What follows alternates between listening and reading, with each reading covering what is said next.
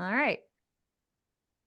So welcome everyone to my free webinar on how to create and use benefit-driven testimonials to win over future clients. The key word here is benefit-driven. And we're going to get into why benefit-driven testimonials are so much more powerful than, other types of social proof. So that is what we're going to be doing today. What I'd love to do is just get through the content. I probably have if you've been on any of my webinars, I have a really hard time like not asking questions and not doing engagement, but I want to be able to get through the content so that we could also get to Q&A at the end. But if you do have questions, feel free to use the chat feature to share that, and just please say hello and let me know, where you are. And we will is there any questions before we get started on what we're doing today? I assume silence means you guys are so on board. I'm going to have Michelle, because Michelle always tells me when my pace is right. So I'm going to rely on Michelle to make sure that I'm moving right along. For those who don't know me, I'm Betsy Jordan, and I am an ex-Disney consultant turned business mentor and brand messaging strategist for remarkable consultants and coaches and their unique strengths. So what I do that is different is I really want to bring out the best of who you are and help you package it and use it in a way to get clients that you really love to work with, that really reflects the best of who you are and what the best of the value that you create. So that's what my business is all about. And what I'd love for you to do is stay tuned to the very end. I'm going to give you my hack for getting great testimonials fast. So when time is of the essence, I'll give you my hack on what we need to do to get that testimonial and get it done quickly. But I'm also trying to really focus in this webinar on how to create like an ongoing system and strategy for creating those testimonials and how and when to use them. Also, stay tuned to the end where we will have live Q&A. And again, add your questions to the chat. Oh, hello, Carol. Add your questions to the chat and we will get into those as well. So I'm really excited. Oh, Carol, I'm so excited to see you here. I haven't seen you on one of these. So definitely stay to the end on that. So that is what we're doing. So let me go over what we're going to go over today. So in this lesson, you're going to discover why testimonials are so incredibly important to your business. We're going to get into the #1 big testimonial mistake that turns away potential clients. I'm going to break down the anatomy of a great testimonial or case study, and I'm going to show you the steps. And I'm actually going to give you my specific steps of what I do to get great testimonials. So that is what we're going to be working on today. Is this in alignment with what you are hoping to learn and discover on today's webinar? Give me a thumbs up if it's like, is there anything else that you would like to learn? If you want to put that in the chat as well, because as you know, if you've been on any of my webinars, I'm very flexible. So what I'd love to do is just kind of open up with a conversation, a little bit on just thinking about yourself as a consumer. So as a consumer, what role do testimonials, case studies, and reviews play in your buying decisions? So if you're going to go buy a car, choose a hotel, pick a restaurant, do the reviews, stars that they are awarded, do they matter? Yes or no? If you were going to go hire a stylist, a lawyer, or an accountant, a coach, a therapist, an acupuncturist, manicurist, anybody, do their other clients' experience matter to you? Yes or no? And in what way?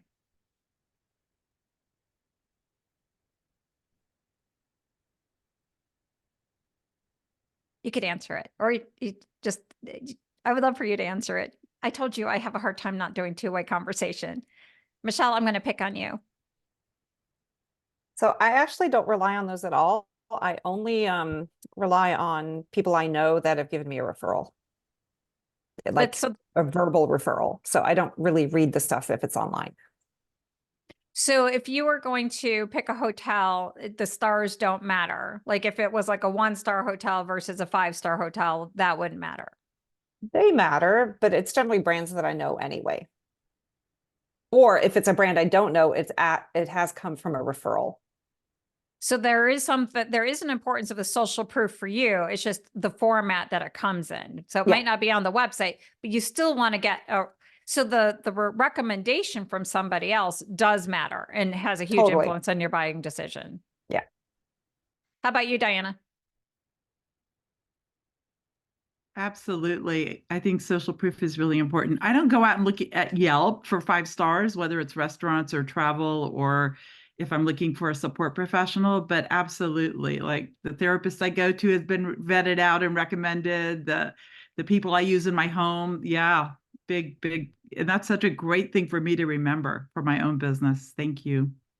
And, like, what is it about the difference between having somebody who says, yeah, I've been there and I tried that, and that means something to me versus I don't really know? Like, how does that help clinch the deal for you when you're making your buying decisions? Benji, what do you think? Um, just a lot of people do the whole fake it till you make it thing. And just the fact that there are testimonials, the fact that knowing that someone has at least done this a little bit, like I don't put too much stock into what the testimonials say because they're not necessarily accurate, but someone without any testimonials is like, well, then how are you making these claims at all? So Exactly. Exactly. So, from us as consumers, it is important for us to see, like, yes, this person does that. So this is why I would say the number one testimonial mistake is just not having them. When I work with my clients through their websites, a lot of times they get so overwhelmed, like the website copy in itself is just like, okay, that's an overwhelming project in itself. It's like, I'll forget it. I don't need testimonials. But the reality is you do need testimonials. So not having them is the number one mistake. And if you don't have it, it's exactly what Benji just said, is that could create that barrier like, are you the real deal? Do you really have that? Social proof matters because it builds trust. It does show that you are someone who delivers on your promises, especially the benefit driven type. I know that, Carol, you have a lot of testimonials on your website and a lot of people on your podcast and all of that. I imagine that plays a key role in people signing up for your services. For sure. I actually just had a consult call with a woman last week, and she said she found the website from a Google search and went through it all. And she not only appreciated the testimonials, but how diverse of a clientele that we have. And the testimonials really spoke to that. Yeah. So it really helps them. And which is the next part is it solidifies your credibility, is it shows you have a track record of success, and it helps somebody see themselves, in that. That's where the difference of a benefit driven testimonial, which we'll get into a second. And it also like inspires your clients. That's what, Carol, you're really talking about, is it paints that picture of like, this is what's possible. Like, I know you have like Tammy Lally is featured quite heavily on your website. She had a TED talk that, what is it, like 1 million+ views now. And how many is it? It's got to be over 1 million because you've had that testimonial there for 2 million+. So there's something about like, oh my gosh, I too could be a TEDx speaker with 2 million views on my talk. Like, I didn't even know that's possible. So the social proof like gets people excited, like, wow, I could really see myself. The other thing about testimonials that's really important is you have to remember as a consultant or coach that we have multiple sales that are going on. And I think a lot of times we forget. We just think that there's one sale is like, I'm going to pitch my product or service, and that's going to be all that I need. And what you really have is multiple sales going on. The first sale that you have to convince a client of is that they have a problem. Like a lot of times they might not know that they even have a problem. Like a lot of times in my work, like I have to convince people like, yeah, your brand messaging is really the thing that's holding you back from launching your business or creating the right business. You don't have the words. So now you're stuck. You don't know how to market, all of that. Then that goes to the next sale is I have a problem and it's worth solving and it's solvable. And then you have to convince them that working with someone else is better than solving it on their own. And then working with you is the best choice. And then it's your actual offer. So you have to remember all of that is going on. Social proof helps you build that process. Like you help moves your client from each one of those different sales. Is if you talk about the social proof and you put it in a certain way, you talk about the anatomy. We're going to get into that in a little bit, but it's like, oh, well, here's my starting point is I really wanted to be a speaker, but I have so many ideas and I don't even know how to organize them. Oh, okay. The testimonial shares that as a problem and that this problem is solvable. Like, oh, I can get order around this. And if I got order, I could actually become a speaker. Working with Carol or actually working with a speaking coach is better than doing it on my own, but working with Carol is the best. And I really want to sign up for the Thought Leader Academy. That's how the social proof will just move people along the way that you set it up. So those are the 5 sales. You all agree with the 5 sales, or any comments, questions, feedback about the 5 sales? Make sense? If it all makes sense, Michelle, just give me move it right along, Betsy. Okay. The number 2 testimony mistake is asking for a recommendation versus a testimonial. So that is the heart of what this particular webinar is about, is the difference between a recommendation and a testimonial. If you are stuck about the difference between the two, I would probably say that you are like 99.999% of us consultants and coaches. So the difference between a testimonial, I'm going to paint it out. And I want you to imagine yourself at the beginning of your process where you want to invest money in a business mentor and a personal brand and messaging strategist with me, like me. And I'm going to show you 2 different testimonials that you might be able to look at. And I want you to think about which one would convince you that working with me is going to create an ROI. So the first one. So this is somebody had written this recommendation on LinkedIn. And they said, I knew I'd like working with Betsy as soon as I read some of her material. She works the same way that I work, just in a different area. What I do for the sales process, she does for your whole business. She also gives you a fresh perspective of your business and how you operate. So how convinced are you to work with me because of this particular recommendation? Does it tell you anything about what I do? Does it tell you anything about the results? Like, is there anything? So here's another one. So this is a testimonial. After a 10-year financial plateau, I doubled my revenues after hiring Betsy to mentor me. She asked hard questions, pushed in ways I needed to be pushed, and introduced me to resources that have been proven invaluable. As a result, I was more productive than ever before, felt more relaxed, and had more time to spend with my family. Would this convince you to hire me? So what's the difference? Oh, I'm not, wait, hold. What do you see as the difference between the 2? Second one is talking about what their actual experience was and what they got, not just saying, hey, by the way, you should go with her. Results, right? And also talked about your process. A little bit, but the main thing, hard questions and pushing, and the main thing about the difference between a recommendation and the testimonial is, who is the spotlight on? Is the spotlight on me as the consultant or coach, or is the spotlight on the client? A testimonial is their story of their own personal transformation of what they got because of working with me. The other's just like nice things to say about me. It's like, that's the difference between a recommendation and a testimonial. We want to get testimonials because testimonials are what inspires people, because it's really storytelling. Carol, you talk a lot about storytelling, what you do. A good testimonial is actually just a really good story about how somebody's life was transformed. The number one biggest challenge that all of us consultants and coaches have when I start working with them, and Michelle is kind of moving towards the end of the process now, she could attest to this, is we start off with, we're very married to our methodology and what we do and our philosophy and our approach. And then we like go out there like hammers looking for nails, like who wants to buy this, rather than putting the spotlight on the ideal client. And once you get the spotlight on the ideal client, who they are, everything changes. And that's the same with doing the testimonials, is you want that spotlight on the client and how they have changed as a result of working with you. That is the heart of your brand. That is the heart of the brand promise that you have. And then the testimonials come alongside to say, hey, look, I made this promise. And now this testimonial says, and she just backed it up because I had this personal experience. So that's what the difference is. I'm going to give you additional examples. So a recommendation is really just a statement suggesting the use of a product or service based on personal experiences. I highly recommend this lawyer. They're super great. I highly recommend, this hairdresser. She's so nice and friendly and she really listens to me.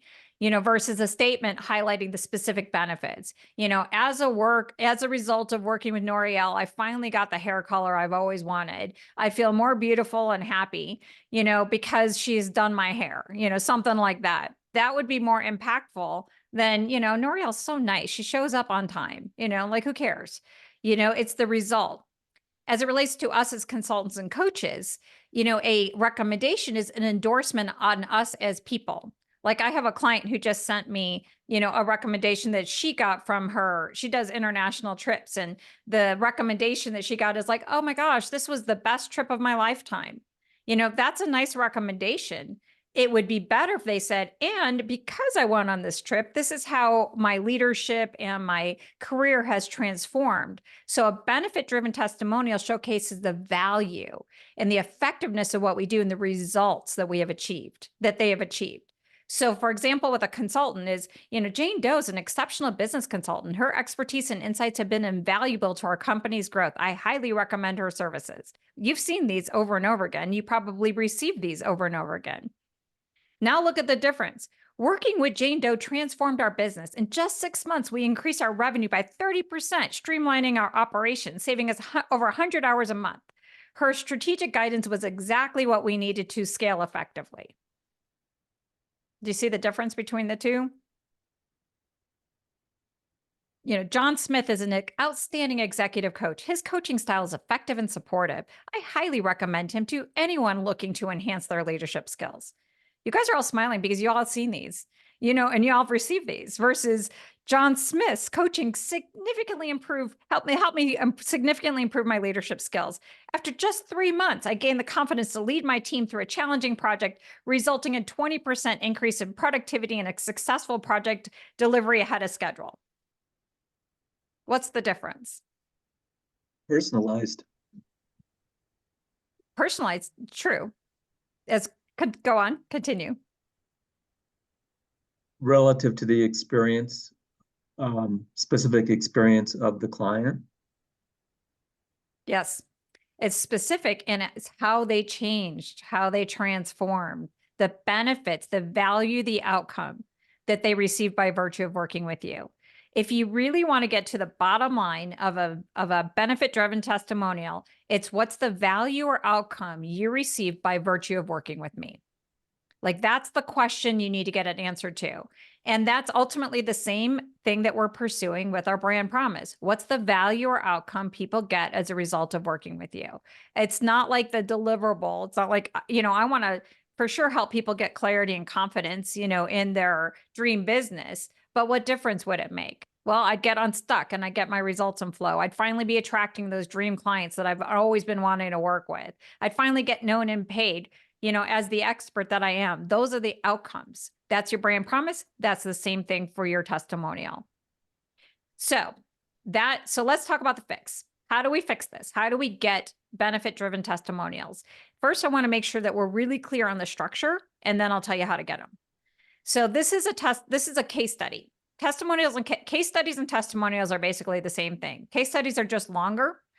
Testimonials are shorter. They're basically the same thing, and they basically have the 3 structure: situation, solution, and the results. Some of the results might be tangible. Some of you definitely want to have the tangible results, but you also might include the intangible results as well. You might be able to say, you might want to add in the other things that are, like I achieved these results without fear, hesitation, burnout, those are good intangibles that you want to add. So this is a testimonial I got from one of my clients, or case study. He says, I was blowing and going 100 miles an hour. I was making great money, adding clients, but I was out of control. My brand wasn't lacking. I didn't look legit. I tried using all these things. Everything wasn't going well until I met Betsy. The situation.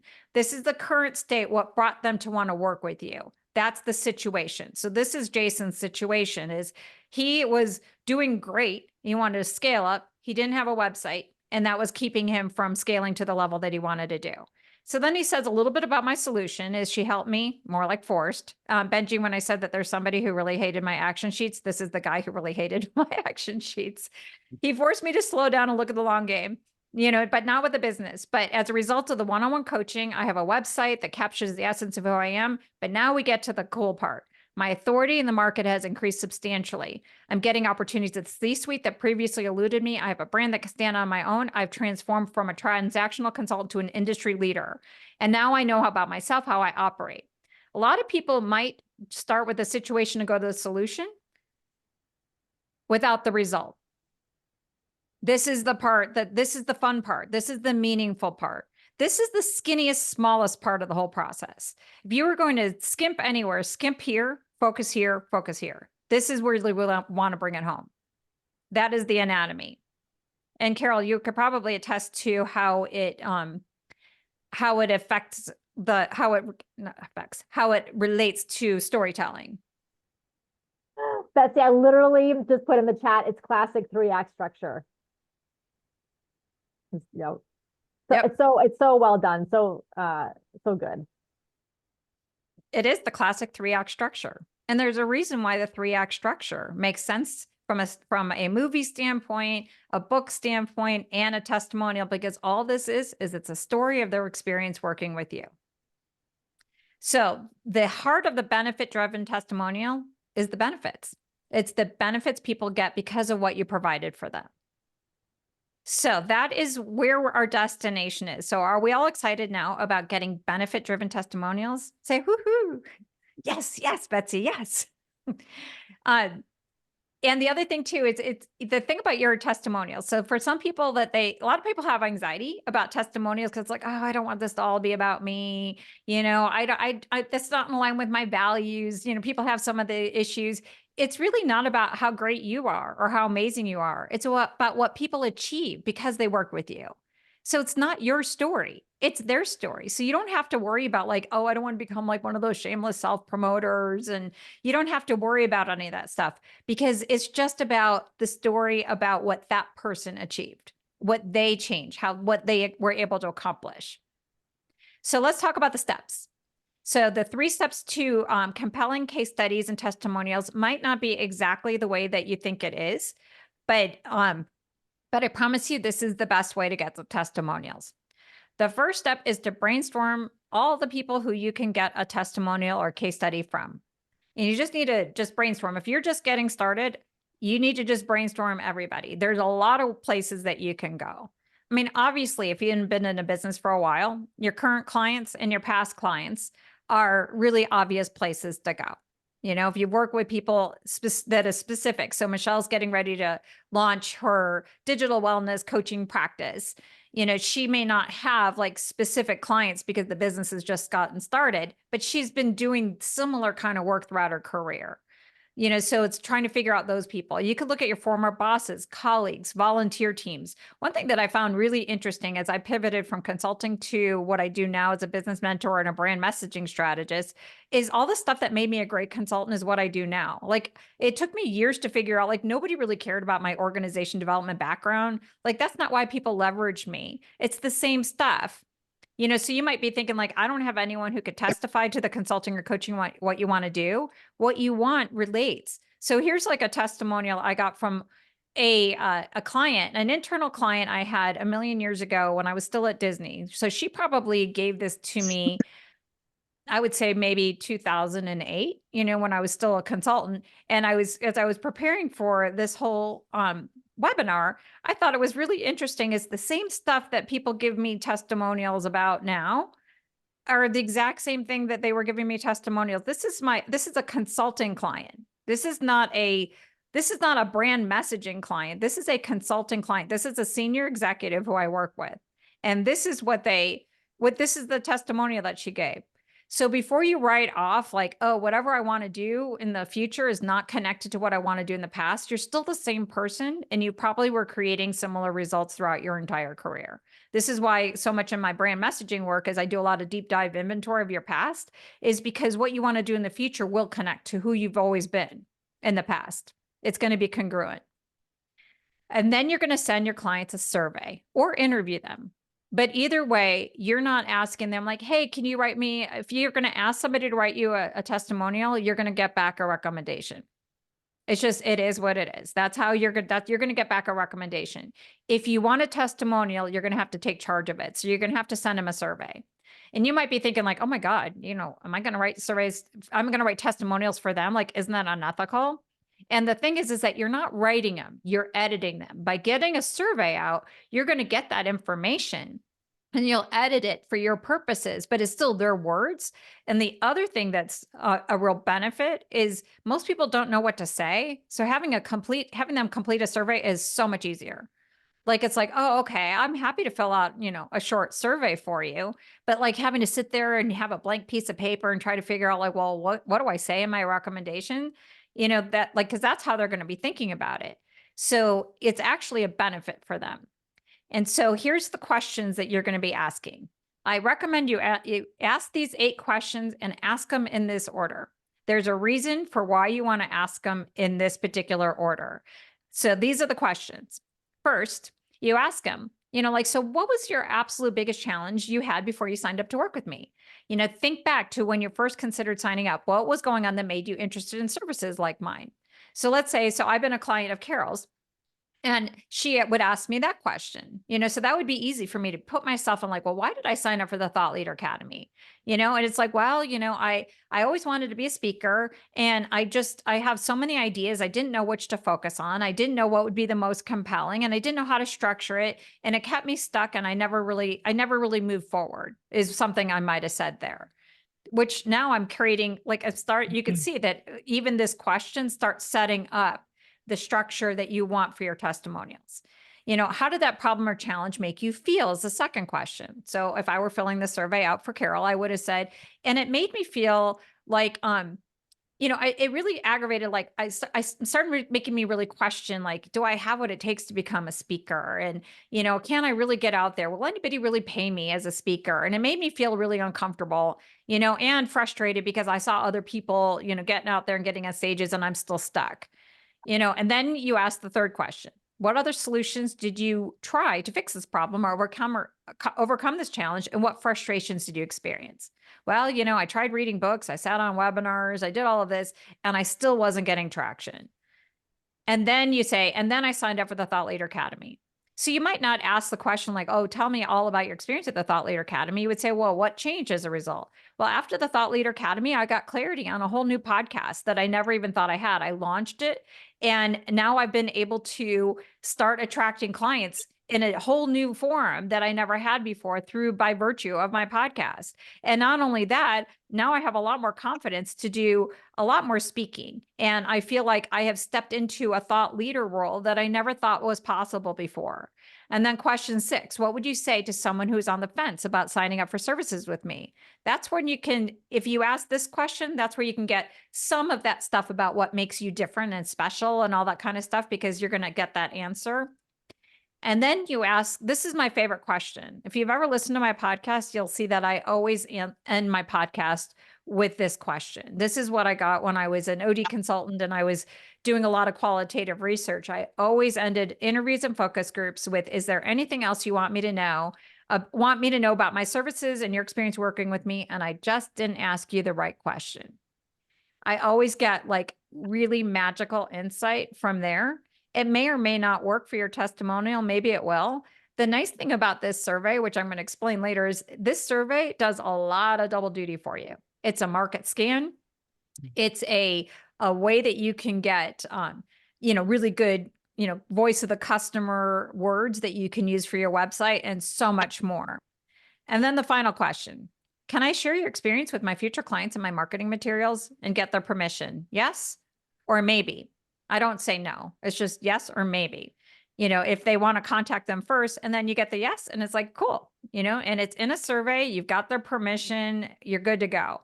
And then you edit it down. Any questions about the questions? Oh, thank you, Carol. Thank you. Any questions about the questions?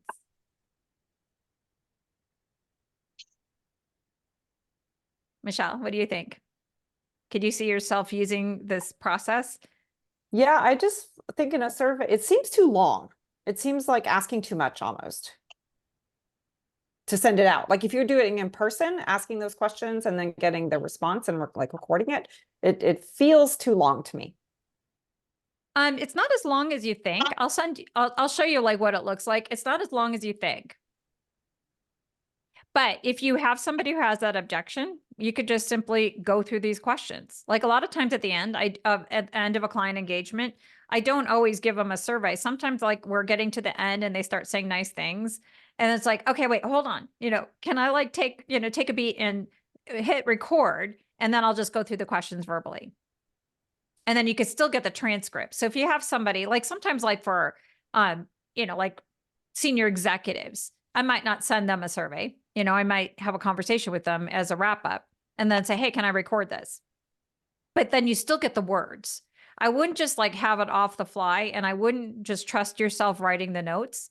I would still record it so that you could have the transcript, because once you have the transcripts, that's where the next part comes. Because once you get that information, then you take that survey and you turn it into the testimonial. So remember this example that I was giving you, about Jason, where it came from was my survey. And so what I did is I cut and paste, like I just take the survey, I cut and paste it and put it in a Word document. I take out the questions, and now I have my structure. And now like once you do that, you move it over there. So if you were going to do a recording, you can get the transcript and you still have everything in the right order, because it starts building that 3-act structure of your testimonial. So cut and paste it, put it in another direction. And then what you do is you take all of that information. So this is a different testimonial, but I took that survey and now I have my case study. So this is the same order, what we talked about. And then here's like the little, some of the extra stuff and, that you have there. And then you just take that and then you edit it down into a paragraph size testimonial. And then you edit it down to sound bites. And there's like several different sound bites that you can use for different reasons. So this was Lori, who did this testimonial. And there's several different aspects that I wanted to draw out. There's one part of her testimonial, which was she achieved her 1-year goals. This one, another one, she talked a lot about she had a business that reflected the work that she loved the most. And then, it's maybe there's just another one. So you have like your sound bites as well. So you take the survey, so you ask the survey and you edit it down, take it, cut and paste it. Now you have your case study, and then take the case study, edit it down, turn it into a paragraph, take the paragraph, turn it into sound bites. And now you got a whole bunch of testimonials that you could work with for multiple different uses. So where do you put the sound bites and where do you put the testimonials, or how do you approach exposing that to your clients?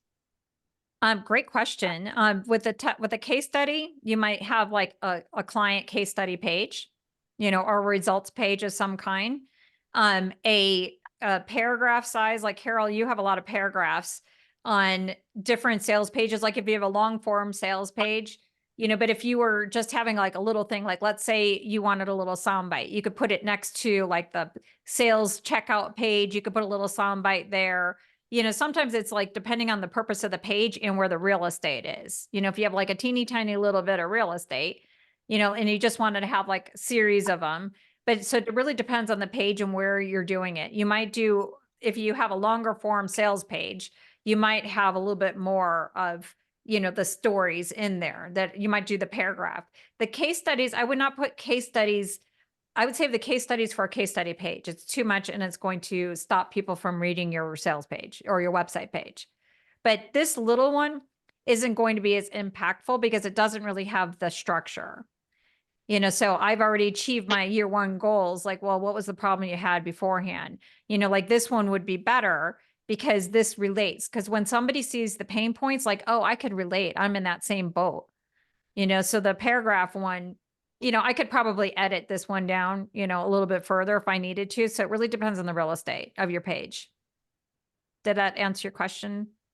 Do you exclusively, are you pushing this out exclusively through a website, or could it be like LinkedIn newsletter or articles, or where do you expose this? Or so Mark, this is the first time we've ever met and you have just read my mind. So this is great. You and I are completely on the same page. So let's talk about how to make the most of your social proof, because that's where we're going. So where do you use social proof? Anytime you make a big promise. So every time you make a big promise, you put social proof right after it, to the best of your ability, like it's, you don't want to totally mess up the flow of whatever you have. But if you're going to make a big promise, so let's say on Michelle's website page, she's saying, my clients get results, they can increase their capacity, and they can improve their performance. And she's saying all of this great stuff. Probably right after that would be good to have people to say, oh, as a result of working with Michelle, I got my brain power back faster than I ever imagined possible. She helped me have more creativity, which allowed me to finally get that book written that I've been always wanting to write. She has a promise, testimonial. Back it up. So you could use it on your website page, your sales pages and webinars, proposals, emails, social media posts. Anytime you make a promise, social proof comes right after that. Promise, and then validation of that promise. Did that answer your question properly? Or do you have? Yeah. Yeah. The other thing that you could do is make testimonial gathering a part of your process. It's part of your client work. So anytime you close out a client project, send out your survey and then create a spreadsheet, a Google Doc, or some other systems where you can easily find and use your testimonials. So I have this spreadsheet that I offer for my clients. It's a Google Doc, and you could just put it in there. Like you could put whichever one it is and the links. Like a lot of times, you could ask people like for their preferred picture, or it's like, or do you just want me to use your LinkedIn picture, or something like that. So you just put all of that information here and now you have it on the ready, or maybe you just want to create a Word document or a Google Doc of some kind. Whatever it is that you want to have all your testimonials in one place and you want to kind of have them organized for the different types of services you have.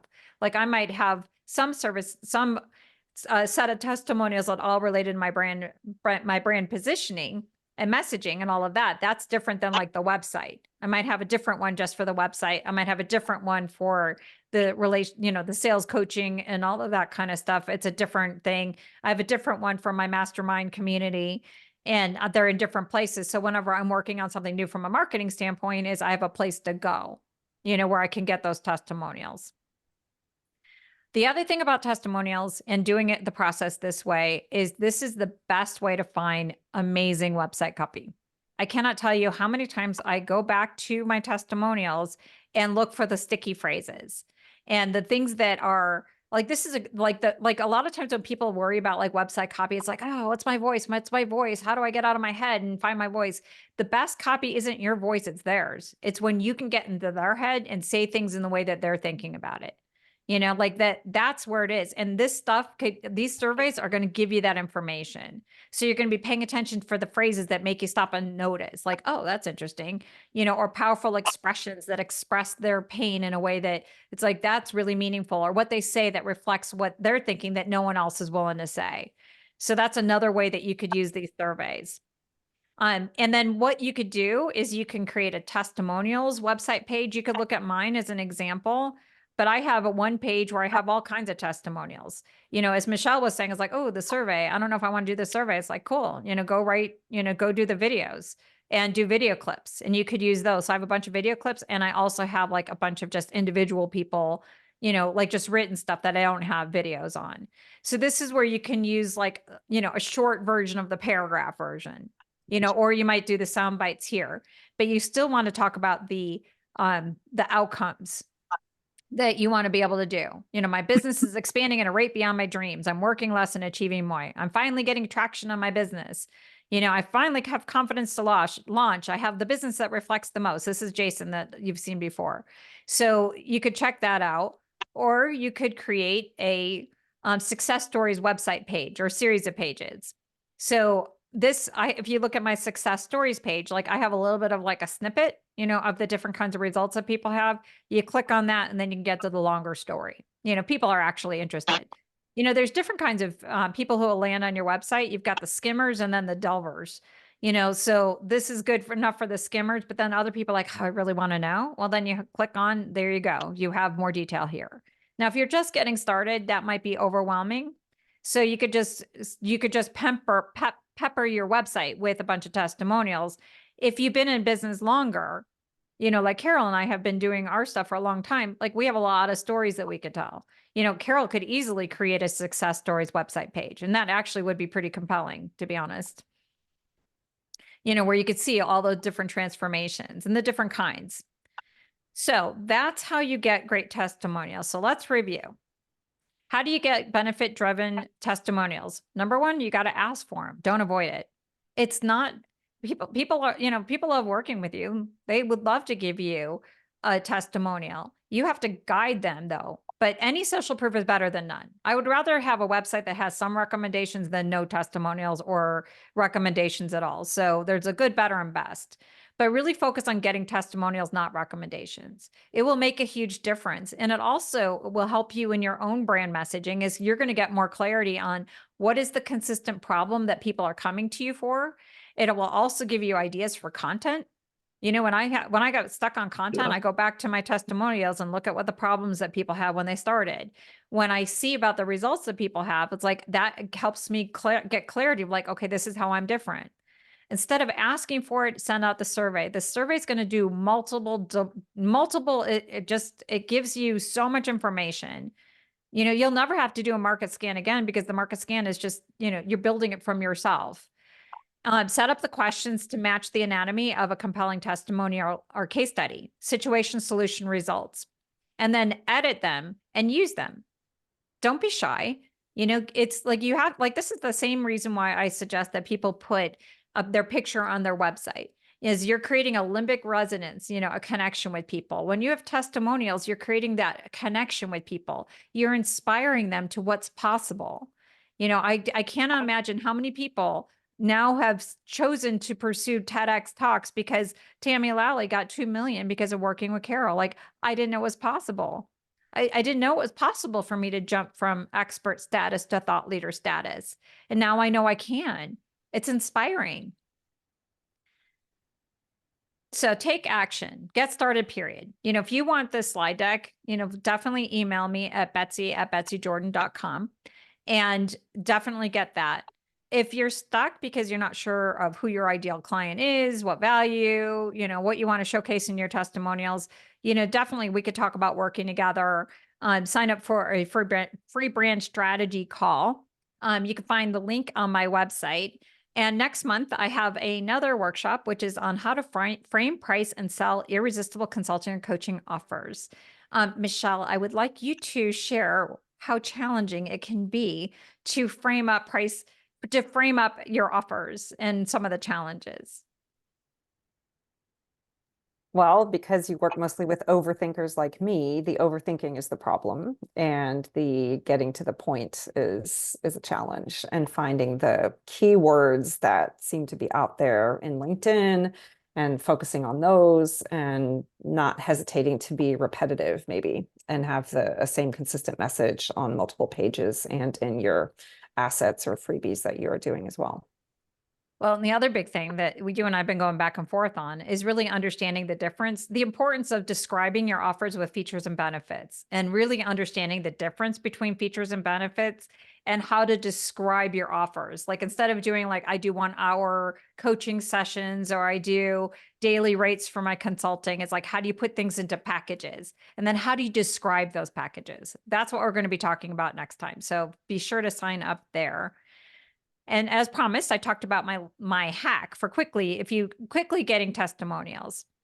So if you needed to get a testimonial fast, I would say just go to LinkedIn. Go on LinkedIn and use the recommendation, but take charge of it. What LinkedIn will give you is the auto-populated, which would be like, would you mind giving me a recommendation? And that's what you're going to get. You need to take charge of it. So write a sentence or two on the value or outcome that you got as a result of working with me. If you have no time, so let's say, for example, Michelle, you're saying that, 8 questions is too much and you've just got like 2 minutes with somebody. Just ask that one question. What's the value or outcome you got as a result of working with me? That's it. Just ask that question, value or outcome. But then what you could also do is, if somebody did fill out your survey and you did all of that, you could just go to LinkedIn as well, so that you can use LinkedIn to get more social proof on LinkedIn as well. So you could just cut and paste what they did. So this is what I did here is, Kimberly is a client of mine. She gave me great testimonials. So what I did is, like, I'd love to use the amazing testimonial you wrote for me via the survey on my LinkedIn profile. If you're good with that, would you be willing to cut and paste it for a LinkedIn recommendation? So you just planted it there. So now she's doing it. Now you have control over your testimonials on LinkedIn, versus what you're going to get is just, more of the squishy recommendations.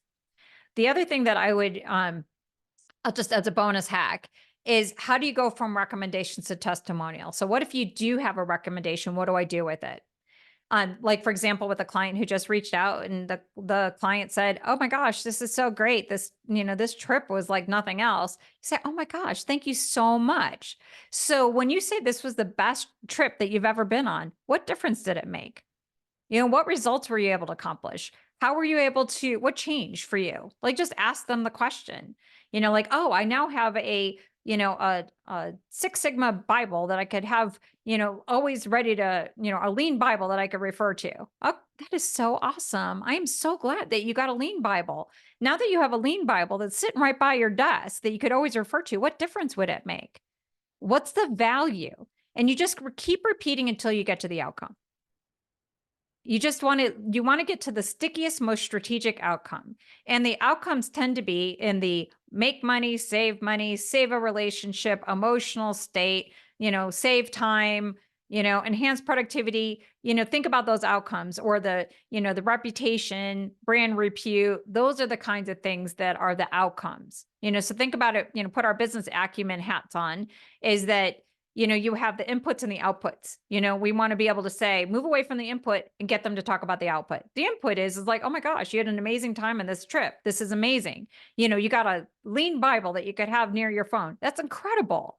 But then you want to be able to move it to, and when you had that, what difference did it make? What outcomes were you able to create or achieve because you have these things? So that's how you get from the recommendation to the outcome. So that is it for our formal content for today. Love to get your questions and comments and feedback. One thing that just popped into my head is, in a way, when you have their picture on your website, in a sense, it's promoting their brand. Mm-hmm. And it's just a different way of looking at it. But I think that's powerful too, and just having that mentality that it's not all about you. Mm-hmm. That is true. I didn't think about that as another angle, but it does help promote. It does cross promotion of other people's brands. That's great. Thank you. It does. I in fact looked up when you mentioned that Carol does TEDx stuff. I actually looked her up right now, so I found her. So I feel like there's a hierarchy to, the format of a testimonial, like sending out a survey and just cutting and copy pasting kind of thing. When I see just text on someone's website, like, what does that mean to me? They could have just written it themselves. So there's copy pasted text, there's screenshots. So I try and use a lot of screenshots from Facebook, and then there's video stuff. Now, I have trouble a lot of times getting people who want to put a face and a name to their testimonial, because I'm doing much more sensitive work. People who are coming to me with trauma and depression and suicidal thoughts, and they don't want to, but I get so many in their emails to me, they say so many amazing things, or in our Q&As, they say so many amazing things, but they hesitate to, put a formal testimonial, or certainly to record a video testimonial for me. So I was wondering if you had any thoughts on that. I think that does make sense given the business that you're in, that depending on, if let's say they talked about a different kind of outcome, like instead of focusing on like, oh, I went from suicidal thoughts to now I'm happy to live, like that might be too personal. But let's say because they dealt with their anxiety, they were able to save a really important relationship, like not, like that maybe they'd be willing to testify for some of those types of outcomes. So it's kind of like moving them past the intangible to the tangible. Like, so when you felt more free from your anxiety, what difference did it make? And get them to articulate, I was able to, as a result of working with Benji, I was able to, get the confidence I needed to, take on a C-suite role that previously eluded me. You can get those, and they might be willing to testify to that. But there's a lot of stuff in the in-between stuff that, I don't really ask for testimonials about, like, oh, how do we face down your imposter syndrome demon, unless they said that they wanted to do that. So you just focus on the outcome. So if they were able to overcome anxiety, what were they able to create or achieve in their life because they were able to overcome anxiety? And maybe they'd be willing to do that. But on the real sensitive stuff, like, you have to be respectful of somebody's story. If a lot of the work you did was related to their trauma, you don't want to push them to put their trauma on a website page. Like, that's just too vulnerable. Mhm. Carol, you deal with this because you have a lot of thought leaders who have very sensitive stories that are requiring them to wrestle through in order to become a speaker. How would you address that question?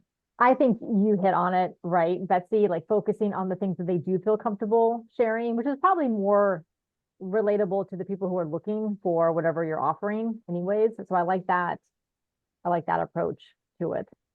And there are some clients who just, we're never going to put a testimonial from them on our website. And that's okay. Like, we know we did great work with them. We know how much they benefited. And I know that. And I don't necessarily need to have every single client on my website. Does anyone here ever find pushback or issues, either personally or from, prospects, about just text testimonials that, like, theoretically you could have written yourself and no one has any idea? No. You have to be like, if you depending on how crazy your promise is, like, if you were going to do, I would be questioning if somebody who says, you too can make $1 million as a consultant or coach in the first year. And then there's a testimonial like, I made $1 million in my first year. Like, the whole thing is suspect. It's really the integrity of the brand on the whole. So social proof outside of that context. So it's like, it's related to the promise, but sometimes, like, the promise, like, I get skeptical about anybody who makes these big goals, and I would never attest to it. And I would be careful. Like, I had a client who did an intro call, and they wanted, when I talked about, like, what were their goals, and they're like, I want to make $300,000 a month, that I'm just getting started as a consultant or a coach. They were a coach. They weren't even working in organizations. They were a coach. I'm like, he's like, so can you help me with that? I'm like, no, I can't. That's not realistic. Like, you want to hack to success. And that's just not the way the world works. So you just have to be careful with those, like, big promises. And I think that the whole branding would be suspect. So I have a question. Mark hit on something interesting, and Benji too. And I'm kind of in the middle with the testimonial thing. So what Mark said is a lot of people would like that exposure, and that's true of certain businesses and certain people. Like, they would like that exposure. But like Benji was saying, I work with a lot of high-tech clients. I was a high-tech recruiter, executive recruiter for 30 years. So a lot of the people that I'm coaching around career, life, and leadership are high-tech people. Analytical people, high-tech people tend to not be as willing to be open to filling out surveys, expressing themselves in that way, and even putting it out there. So I wonder, like, what you would do around that resistance. And you did talk about it, like, you answered it really well. You said, what would they like to talk about? And like Carol said, that would be helpful to other people that are also looking for the same kind of support. But I'm curious, like, do you guys get resistance, or is it, as a business mentor, I think most people would like that social proof for themselves too, because it promotes their business ideally. But yeah, I'm curious about that. And two, I'm assuming the approval is a must. When you're reworking their testimonial from the survey, you're letting them approve it before you would use it and post it, right? Yeah. Yeah. You still want to get that. Like, some people, it's like, I know that, like, they won't care, like, if they just say that, they don't really care. Like, Carol's used my testimonials multiple different ways. She knows I don't care, like, and I don't really want to be bothered with, like, like, micromanaging how she's doing her website. But I think that there's some people who are, like, sensitive to how they look, so they may not want their picture on the website. So it's like, okay, that's fine. So I'll use it in other places, or I'll just have the intel. Like, some of it is you should be closing out, as an organization development consultant, we were taught, I was taught, like, from very early on, like, you want to measure the results of your consulting. because you want to be able to show the proof. So you could angle it. If I were going to tech people, I would say, it's really important for me that I deliver on my promises. And I really want to understand what were the results that we created so I can, make sure that I delivered on my promises. Would you be willing to take a quick survey? You don't have to call it your testimonial survey. You can call it measuring results. And tech people, and those engineering kind of people would be open to that. So it just depends on the angle. If it's a high achieving executive and they're busy, I would just say, hey, could you just give me like 3 sentences about the value or outcome you got as a result of working with me. If you're on the end of a wrap-up call with a client at the end of the engagement, and they start talking about it, well, just say, hey, can I hit record here real quick? Because this is really great stuff. And then you ask them, and then you go through the questions, and then you get their permission. But like, I made a mistake though. Like, I had one client I did that with, and she says, I'm willing to give you the information, but I don't want the video on there. I totally spaced it. And I put the video on there, and she was very displeased that I did that. So I had to go back and, apologize, like, oopsie, didn't mean to do that. And so you just fix it. Yeah. Yeah. But that was a big That's oopsie. a good point. Yeah. I do think with therapy and coaching, it can be sensitive for some people, especially people that don't like to put themselves out there so much, but that's great advice. And some people don't even want their full name, Yeah. So you just work with whatever. And obviously there's always going to be people that are willing to do it. And you don't need 100 testimonials, right? You don't need one from everyone you're working with. And you got to remember, some of the testimonials is you might use it in your marketing. Some of it is you might use it for your understanding of how you're going to market. So it's still beneficial. You could still ask them the questions, but you still want to understand what was the problem that they were struggling with that motivated them to reach out to you. What was the result that they got? And then maybe they could answer some of the features and benefits of like what you provided. But the least important thing is about the work you did with them. It's where was their starting point and where was the end. The other thing about a branding is you're not whack-a-moling pain. So you're not going to be whack-a-moling like I'm having anxiety, depression, or what have you. It's the strategic problem that these pain points are getting in the middle of. Like I was dealing with so much anxiety that I just couldn't be present with I couldn't be the mother that I really wanted to be. I was so anxious all the time. My mind was scattered, and I really want to be a great mother. So the transformation is not about the anxiety. It's about how I was able to step into being the mother that I wanted to be. So that's where we want to get to the value and the value proposition in your branding so that you could have the value in your testimonial. That's where they come together. And that's why this process will help, because it will help inform. Like Benji, you're at the beginning of your branding process. You can go to use this survey as it is for your market scan and get testimonials at the same time. And help you get more clarity on, the ideal client and what they were struggling with. Like there's multiple uses of this process that will yield so many other benefits. So we are at the end of the hour. If you'd like the slide deck and the recording, please email me at betsy@betsyjordan.com. And just remember, Jordan's with a Y and not an A, because there's another Betsy Jordan who gets all my information, unlike poor Carol, there's the other Carol Cox who gets all hers, but we'll save that for another day. So, all right. I will talk to you all later, and I hope to see you next month. Thank you. Bye.